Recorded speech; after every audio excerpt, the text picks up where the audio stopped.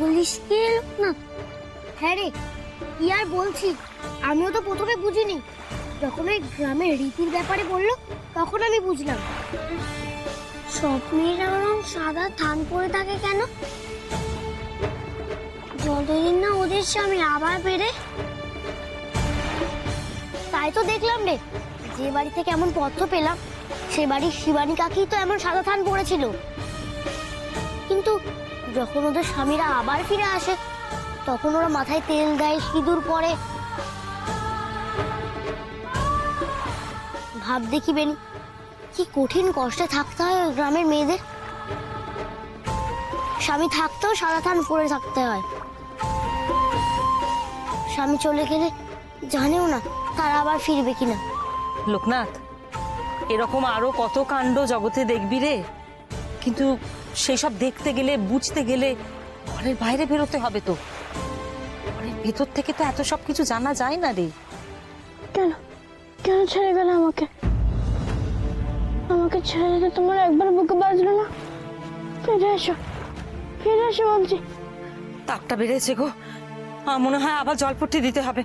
লোকনাথ, দে দে জলপট্টিটা দে।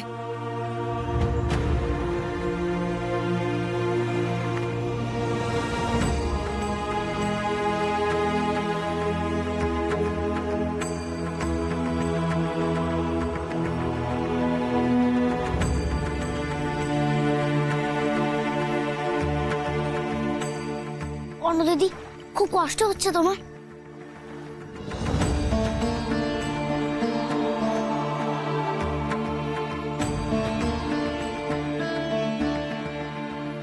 মা অন্য, এটা খেয়ে নাও, তাহলে দেখবে সেরে উঠবে।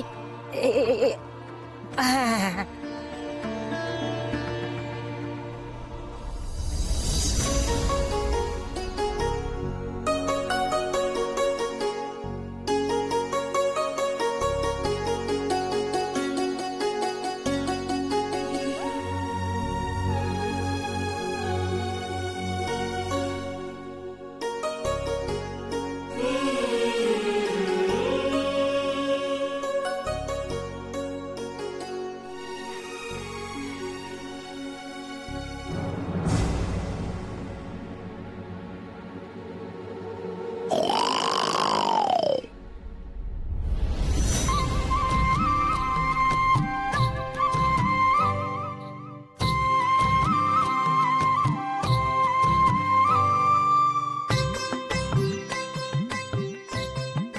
বাবা, ওরকম ভাবে কেউ ভয় দেখায়? তুমি তো ভারী পাজি ছেলে। আর এমন ভাবে কেউ কখনো ভয় পায়? তুমি না সুন্দরবনের জল জঙ্গলের মেয়ে, বাঘের আওয়াজে ভয় পেয়ে গেলে? তাতে কি হয়েছে? সুন্দরবনের মেয়ে বলে কি বাঘেটাকে ভয় পাবো না? যাও, আমি আর তোমার সাথে কথা বলবো না।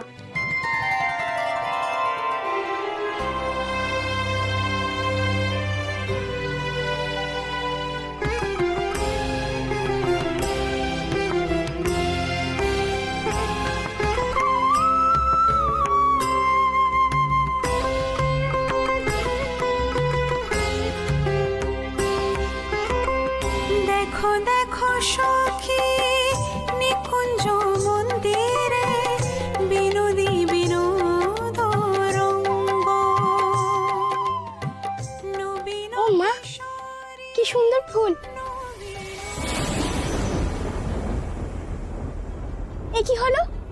ফুলটা দাও আমাকে, দাও বলছি। মালটা আমাকে দাও। দাঁড়াও, আমাকে মালটা দাও। না না, যেও না, যেও না। অন্য দিদি! অন্য, অন্য কি হয়েছে? অন্য শান্ত হ, শান্ত হ। লোকটা তো দাদাকে আটকা চলে গেল। দাদা চলে গেল। অন্য, অন্য কি করছো তুমি? লোকটা তো দাদাকে আটকা। ওরে তুই, কি হয়েছে আমার বলো, কি হয়েছে তোমার? শান্ত হ, শান্ত মা, আর কাঁদিস না। ওরে আমি কি তোর জ্বালা বুঝি না? কিন্তু বিধিলিপি কে খণ্ডাবে বল, কে খণ্ডাবে? একটু শান্ত হ মা, একটু শান্ত হ। ঠাকুর, হে শিব শম্ভু, কেন আমার অন্য দিদিকে এত কষ্ট দিচ্ছ? কেন? দিদি যে আর কষ্ট সইতে পারছে না। আজ আমি খুব খুশি রে ভাই। আর হয়তো তোর সাথে কোনোদিনও দেখা হবে না, কিন্তু তোর হাতে পিণ্ড আর জল গ্রহণ করে আমি এবার অমৃত ধামের পথে যাত্রা করব।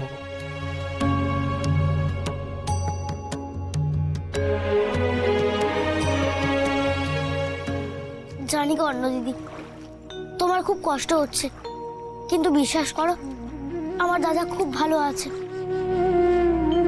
আমাকে আমাকে সে নিজে বলেছে শিব ঠাকুরের ঘরে সে খুব ভালো আছে।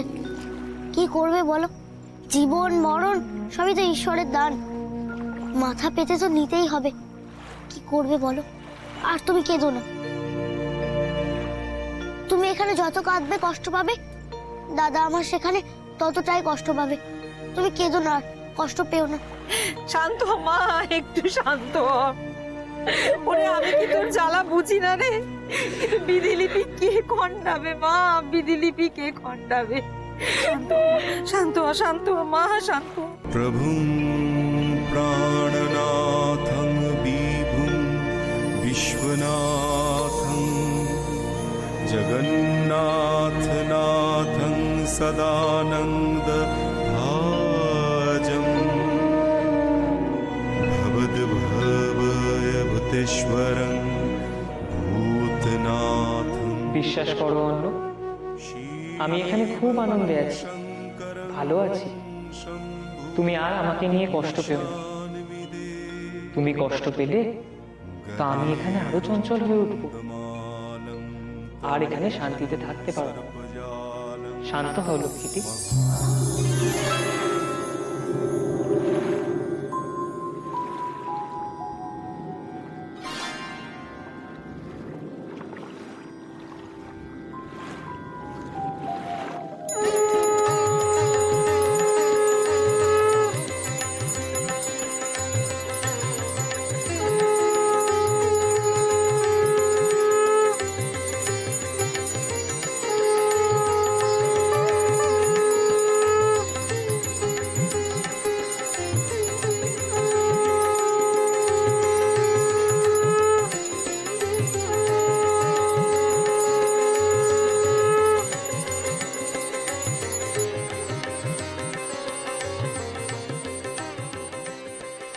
গিন্নিমা, কেশব দাদাবাবু উঠে গেছে, কাঁদছে। খোকা কাঁদছে, তুই এখন এসে বলছিস? যা গিয়ে দুধ গরম বসা, প্রভুদের খিদে পেয়েছে, আমি দেখছি। ঠাকুরমশাই, আপনি গোপালকে শয়ন দিন, আমি ততক্ষণে শঙ্খটা ধুয়ে আনি।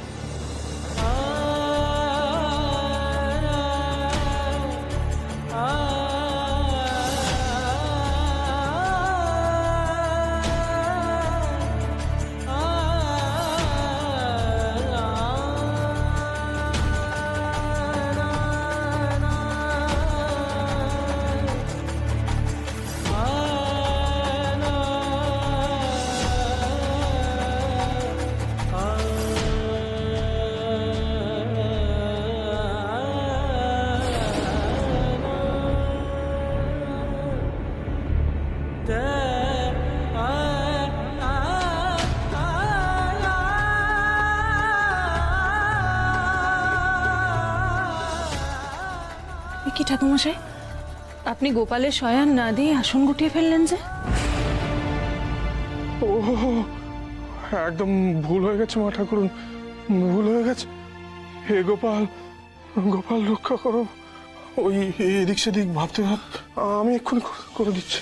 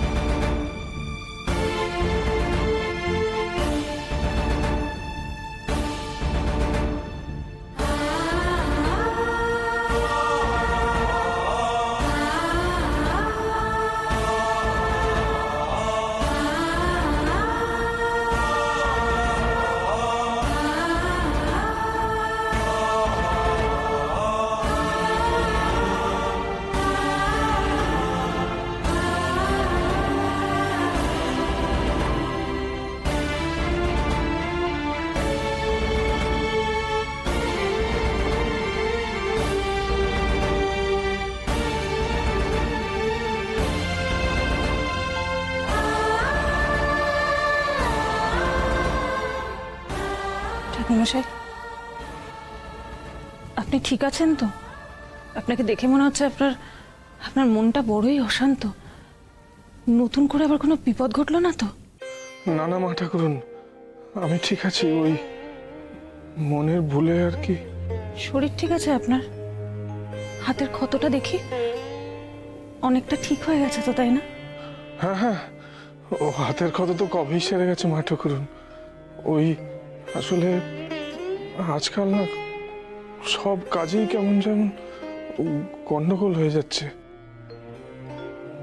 বয়স হচ্ছে তো, আর মন বসাতে পারি না।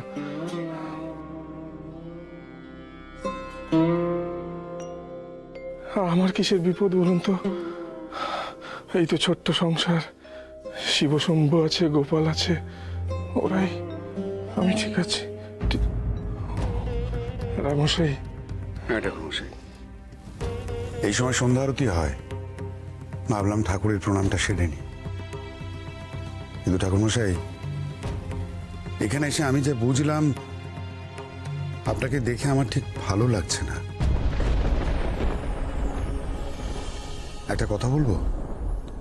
যদি কোনো সমস্যায় পড়ে থাকেন, আপনি আমাকে নিঃসংকোচে বলতে পারেন। রামশাই, এ কি বলছেন? আমার কিছু হলে তো সবার আগে আপনারাই জানতে পারবেন, তাই না? আমার কিছু হয়নি, ওই মনটা একটু চঞ্চল হয়ে গেছিল, তাই। ঠাকুরমশাই, আপনার মনটা আজকাল চঞ্চল কেন জানতে পারি? কাজের মধ্যে অন্যমনস্ক হয়ে যান। লোকনাথের কথা ভাবছেন? না না রামশাই, লোকনাথের কথা আমি ভাববো কেন? আপনারা আছেন, আপনারা তার মাথার উপর আছেন, আমার আর কিসের চিন্তা? আমি আমি লোকনাথকে নিয়ে চিন্তা করি না। আপনার টোল ঠিক মতো চলছে তো ঠাকুরমশাই? ছাত্ররা নিয়মিত আসছে? না মানে ওই বলছিলাম না মা ঠাকুরুন, ওই বয়স হয়ে গেছে তো, আজকাল আর বেশি ধকল নিতে পারি না।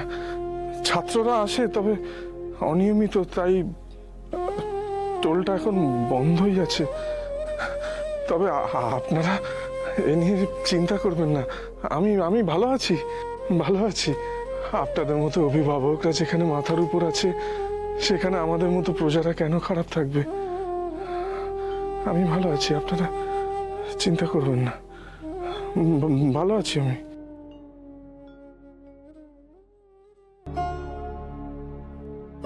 বড়, কিছু বুঝলে? বুঝলাম।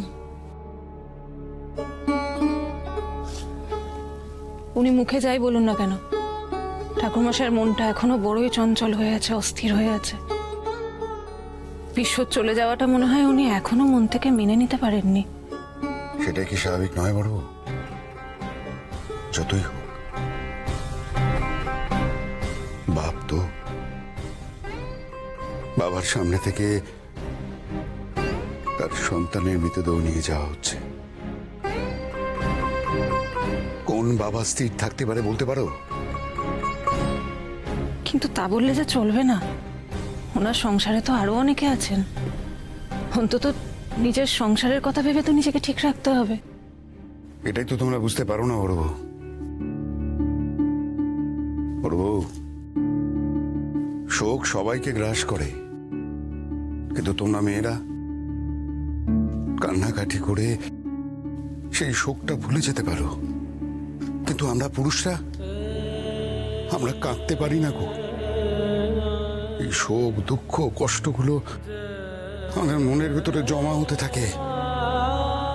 এই শোক, দুঃখ, কষ্টগুলো জমতে জমতে একদিন পাহাড়ে পরিণত হয়। কিন্তু তা বললে যে চলবে না।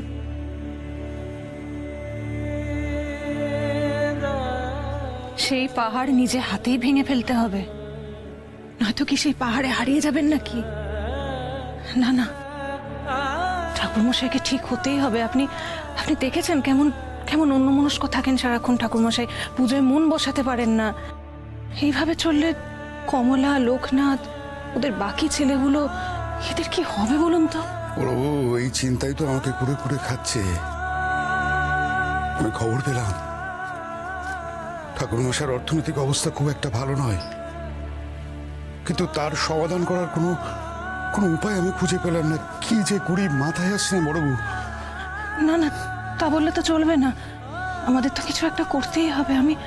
আমি নিজে যাই একবার ওদের বাড়ি, কমলার সঙ্গে কথা বলি, ওদের সংসারটা বাঁচানোর চেষ্টাটুকু তো অন্তত আমরা করতে পারি, তাই না? ঠিক বলেছ বড়বাবু।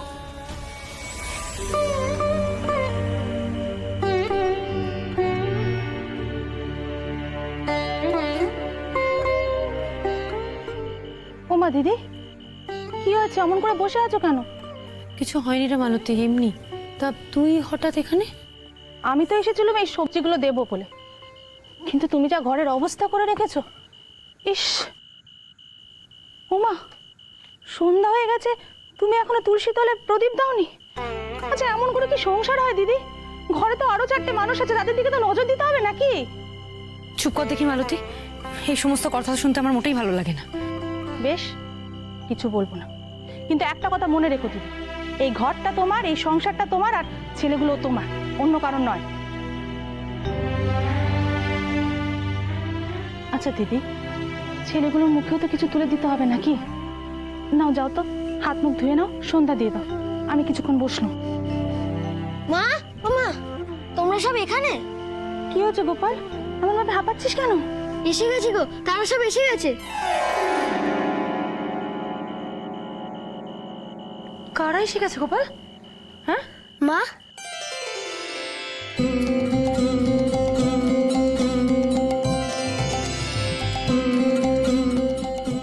লোকনাথ,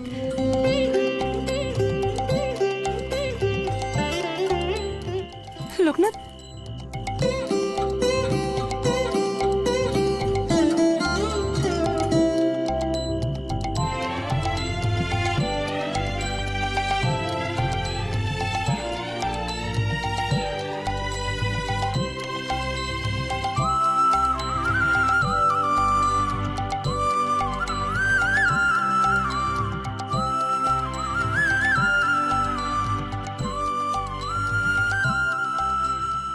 এতদিন পর তোদের বাড়ির কথা মনে পড়লো, আর এদিকে যে আমরা সবাই কেঁদে কেঁদে একেবারে একসা।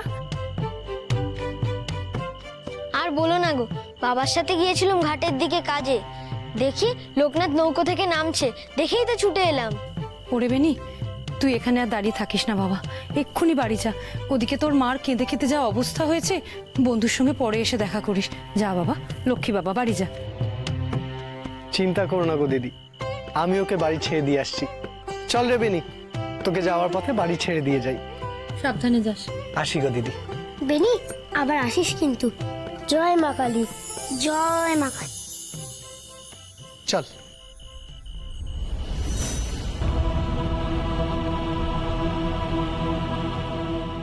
অন্য দিদি, ঠিক আছো তো?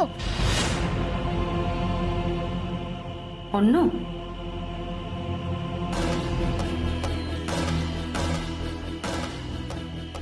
কিরে, তোর আবার কি হলো? ইস, কদিনের চোখ মুখের কি অবস্থা করেছে দেখো। আর বলো না মা, সব ঠিক ছিল, নৌকোর মধ্যে অন্য দিদি জ্বর বাঁধালো, তবে এখন ঠিক আছে। মা, ঠিক আছে আবার কি কথা রে? বলি, জ্বর জ্বালা বলে কথা, ওষুধপাতি না বললে হয়? এদিকে ঘরেও তো কোনো ওষুধ নেই রে, কি করি এখন আমি? মা, এত কেন চিন্তা করছো? শিব ঠাকুরের কৃপায় মাঝপথে পথ্য জোগাড় হয়ে গেছে। তোমার মেয়ে তো উঠেও দাঁড়িয়েছে। মা কালী যখন সাথে আছে, তবে আর ভয় কি? এ কি রে লোকনাথ, হঠাৎ মা কালী করছিস কেন? তোর আবার কি হলো?